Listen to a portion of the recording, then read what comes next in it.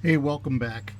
I've been trying to come up with a solution before I remove this lower hinge pocket of how I'm going to put the new one back in the right place. And what I think I came up with is a little cardboard CAD work. I don't know if you can see that back there. I want to put this bracket in back here, basically repair what's missing here that would connect. I don't know if you can see that with my finger in the way, but I want to make this out of steel, weld that to there, and when the pocket goes back in, it'll land right against a piece of metal, which I could weld it to, which I think is what the factory had originally, according to the, I mean, it's not really clear, but I got the assembly manual offline. It's online, available online, so I'm going to make this little piece of metal up on this side, and I want to make one up on the opposite side, on the inside. I don't know if you can see that because I'm not even looking. And if I weld those two pieces in, and then it has, when I cut this piece out and put the new one back in, it'll have someplace to land. And you can see the inner pocket's all rotted away anyways. I need to rebuild it. I was going to invest in a new pocket, inner pocket rather. So I got the outer pocket. There's an inner piece that you can purchase as well that goes right here. But I was hoping I could just rebuild that myself with flat stock and, you know, banging the curves in, similar to the way I rebuilt the bell house clutch cover on the 47. Just kind of patching it together. The Frankenstein fabrication look. No disrespect to my friend Jeremiah at Frankenstein Fabrications. Does a fantastic job. If you ever want to check out a channel, check him out. So there's my workpiece. Not quite a 90-degree angle. It's a little bit more than a 90.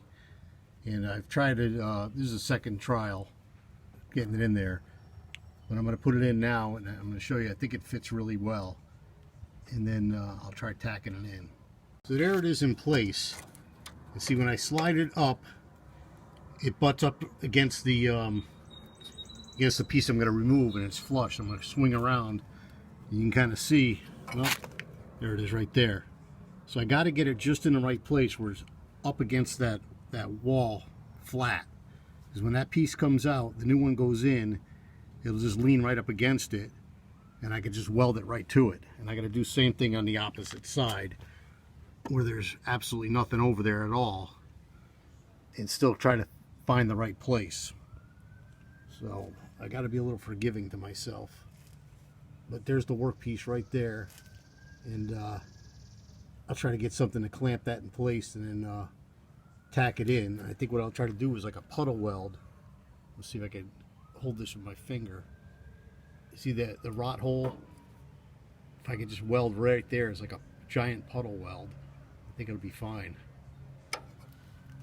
I also stuck a bolt in here and a bolt up here, and I took a measurement. The center line of this to the center line of that is 15 5/8, and I'll use that as a reference to make sure this is at the right height up and down when I put it back in. So now I know I can't push it too far back because I got a piece in place. Actually, I don't have to weld it in. I can keep that clamp on there, just keep it there while I do my work. But it's probably smarter to weld it in and keep it there permanently. This face here is going to remain, and I just got to break these welds to take this piece off. So I think I'm about set to take this piece off. And then when I do, then I can maybe get behind here, and you see where my hand is, rebuild that. Make that solid again with some cardboard AutoCAD engineering. But right now I'm going to break for lunch. All right, I decided to go for it. This is kind of in place here to hold this in place. I know the dimension between here and here. I've drilled my holes. I've got my hole saw set up, and I'm just going to try to take these pieces out, and I'll end up cutting this probably right under this piece here and replacing it.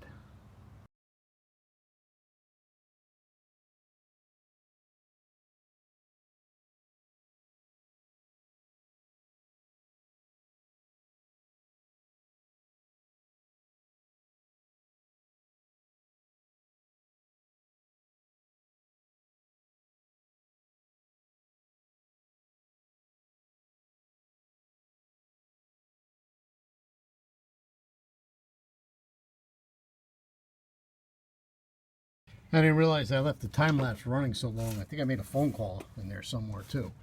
But I think I drilled out all the spot welds. I use a couple different drill bits, but I'm still hanging on at the bottom here, and of course at the top. So I think I'm ready to get the cutting wheel, and I'm going to cut across the bottom here. Let me pull back a little so you can see. Cut across the bottom down there, and then one cut here right at the curve. And then if the curves align, that's great. If they don't, I can always cut higher on the workpiece on the original until I find a spot that it works, as long as I don't cut the new piece just yet. And I'm gonna go get those tools and try that next. Okay, I think that's in the shot. There we go. See how this goes.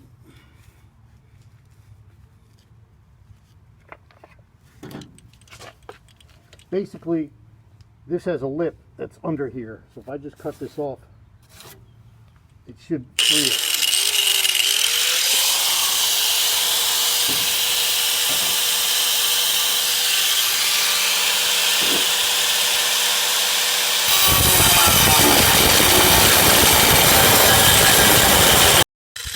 That got ugly, but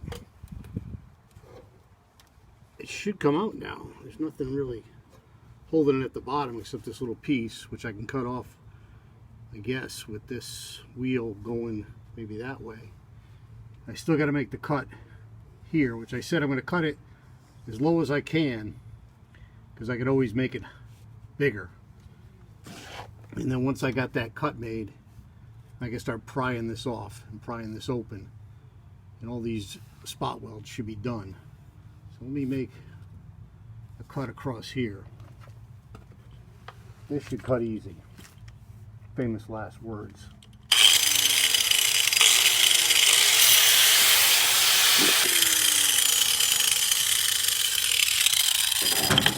Let me bring the camera over. So I made the cut. I neglected to say I got to cut into this. So I don't know how far back this goes, but we'll see. My phone's ringing. Shut that off. I don't know why I bother trying to answer the phone. I get 10 spam calls a day, literally. Not exaggerating. 10 calls, somewhere in the state, doesn't have a name. I just don't answer. Never leaves a message. Most of them say potential spam, so you know it's not legit. So let me cut off this last little bit right here. See it? And then see if this will pull out. So I'm starting over here, and I can see that the bottom two spot welds are broken free. This third one doesn't seem to want to go just yet. See, I'm just trying to work it out, and I don't want to bend this A-column frame too much. I mean, it's going to have to, you know, deform a little bit to let that piece out. So it's still holding on for dear life over there. Let me go to the top one and see what happens. See if they're broke. Yeah, so the top one's good. Just tap this down. Next one seems to be good. Third one's good. It's just this one's still hanging on for dear life. And what I'll do is take the chisel.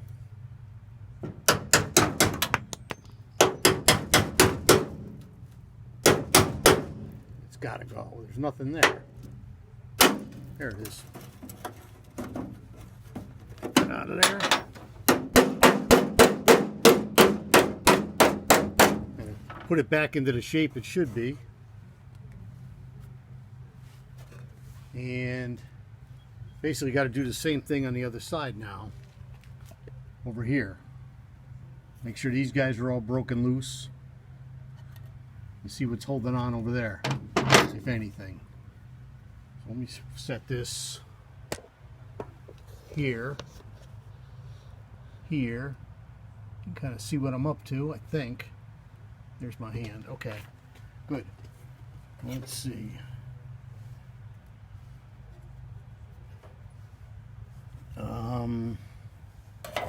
Where's that screwdriver? See who's loose and who's not. So that one's loose. And I've cut it away from the bottom one, so it's not an issue. See, these two, even if they're hanging on, I made a cut across here. So now it's up to whatever's hanging on right here. And when I get this off, see, this piece has got a giant hole in it. It's missing a piece here. And God knows what's going on behind there. So this piece, this flat piece, I'll have to add a piece to it or patch it or fix it up before the new piece goes on top of it. So the top one's good. You can see that one's moving. Bottom one, maybe. What I'll do is I'll put my face shield on instead of hitting them with the drill. You know what? I'll just hit them with the drill some more. That way I don't need a face shield.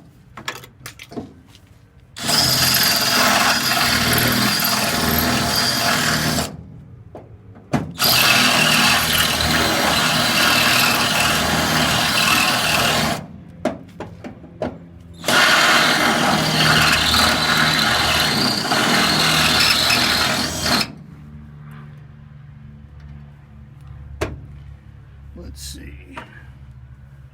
Where'd my little screwdriver go? Oh, there it is. Literally underneath the camera, along with the hammer. So.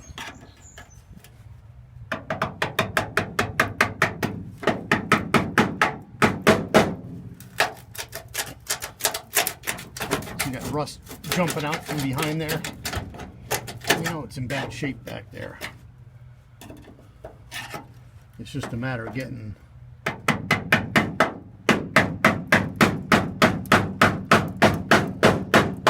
back there. I might get a bigger screwdriver, longer screwdriver, and get good separation. This should come right off. These are all separated. Unless there's spot welds behind there that I'm not aware of, which I don't think there are. Nope. Nope. Let me get a bigger screwdriver. Just start slicing pieces off until it comes free. Let me try that with my face shield.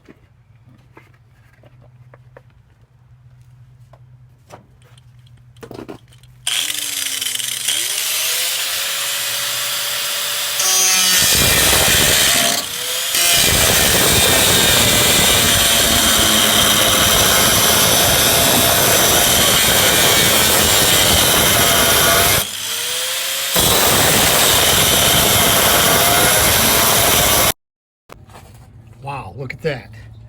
Look what's not there at all. So originally I thought I was going to try to patch this back piece together. And in looking at it now, I'm like, okay, no. I need to buy a new piece. I think they're about $40 a piece. One for each side, obviously. So, you know, there's no... You could cheap out on this and try to not to do that, but it just needs to be done. Do it right. Get the part.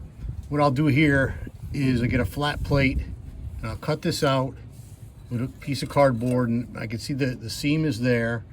Run it straight down, and that's where the new patch panel will land on. It'll land on this, so I got to grind that till it's nice and smooth and clean. And of course there's my piece for landing it so it doesn't get pushed back too far. But you can see that's all Swiss cheese is what it's attached to. It doesn't really move too much, but this here is what's really holding it in place. And I think this whole new piece, once I get the flat piece in, I'll come in from behind and cut out the other stuff and patch in a new patch panel. I think that's going to be my plan of attack. And as much as I didn't want to get involved that much, you got to do it. You got to do it right. And it is what it is, you know. Should I have driven to Pittsburgh and looked at this truck a little better? Sure, but it's the truck I want and the truck I'm going to finish. And it only makes me say, hey, you know what? I'm going to get this body as perfect as I can within my skill set. And I definitely want to sit it on a newer frame and be able to drive this more often, as opposed to a restoration and making a truck that goes 45 miles an hour and it's kind of all over the road with the 1956 suspension technology and steering technology.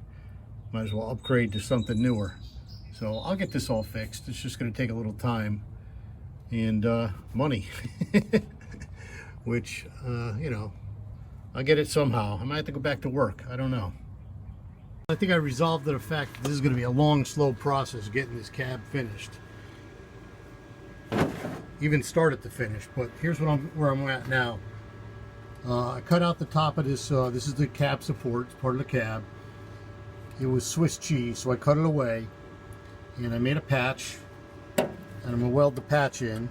And then from this side, underneath, I could patch the bottom. You can see it's a clear hole through on the bottom. I could patch that from the bottom, and then I'll coat the inside before I seal this triangle up with a patch. And it won't be a triangle. It'll be from here straight down, and then back up, and then finish the triangle. And that'll give that'll get covered. The seam will get covered by the new piece, which is from here down. And once that's in place, then I think I can go after this piece here, which I've got to order. Probably order that today, and hopefully it fits, and I can put it in after this is on. So I might hold off doing that, but at least I'll patch this up today, and I might cut out the floor pan and get the floor pan patch ready. I don't know that I wouldn't weld it in today. I'll put it all, you know, probably weld it all together in one shot. I'd say that's about as good as it's gonna get. We all already know that I'm an awful welder, but check this out. This die grinder just died. Sounds good, but it's not special. And I can't show you with one hand, but this thing is, yeah, there it is, clicking it up and down. So probably shot bearing inside or something like that. Who knows? I guess you're supposed to lube these every once in a while, and guess what happens when you don't. Anyways, that's enough for today, at least on the video. I got a lot of cleaning up to do, and I still might want to try to measure the floor pan to see if I can get a rough cut on that while I got the tools out for cutting. Thanks for watching. See you tomorrow probably, or the next day at least.